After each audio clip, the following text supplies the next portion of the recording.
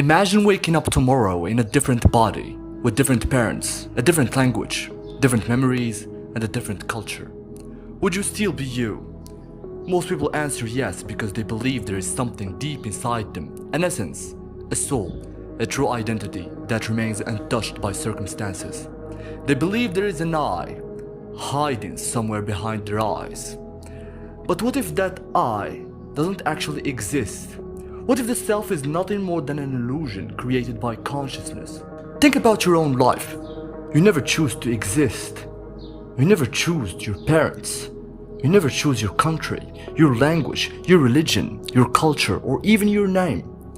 You didn't choose the structure of your brain, your personality, your fears, your desires, or the countless biological processes that shape your decisions every second. By the time you became aware of yourself, the foundations of who you are had already been laid. So where exactly is this free identity everyone talks about? When we examine identity closely, it seems to dissolve into two ingredients. The first is your biology. Your genes influence your temperaments, your emotions, your impulses, your attractions, your anxieties, even the kinds of decisions that feel natural to you. Yet, your genes are inherited. You never choose them. The second ingredient is your experience, your childhood, your education, your friendships, your traumas, your successes, your failures. These shape your beliefs and personality, but you didn't choose where you were born or the environment that molded you. Your identity then is built from things that were never under your control. And yet we insist on believing that there is a completely free me somewhere inside all of this. Why? Because consciousness creates that impression. We become aware of our thoughts, our choices, and our actions. Since we experience ourselves making decisions, we assume there must be an independent self directing them. But awareness is not proof of freedom. It may simply be consciousness observing causality unfold. The universe operates according to physical laws. Atoms interact. Chemistry follows physics. Biology follows chemistry.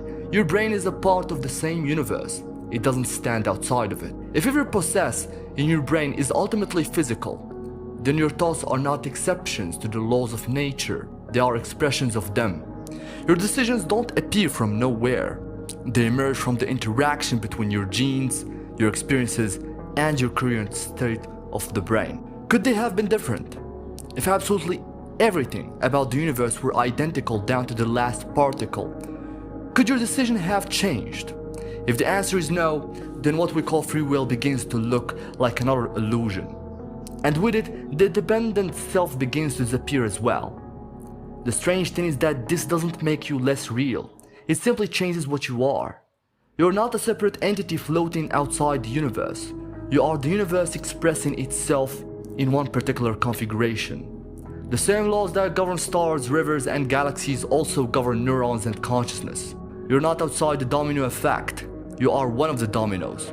This also changes how we see other people. The things that make me different from you, my personality, my preferences, my fears, my ambitions, are ultimately products of biology and experience. The same is true for you.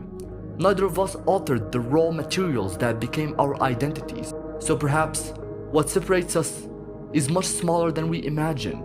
Perhaps you and I are simply different expressions of the same universe. If consciousness suddenly appeared inside the wall, that wall would probably develop a sense of identity too. It would feel like someone. But that feeling wouldn't prove that independent self exists. It would only prove that consciousness naturally creates the experience of being someone. Maybe that's all the self has ever been. Not an independent soul, not a mysterious essence, just a consciousness watching the universe unfold through a particular brain, in a particular body, at a particular moment in time. The self isn't something separate from reality. It is reality becoming aware of itself. The self is the greatest illusion consciousness has ever created.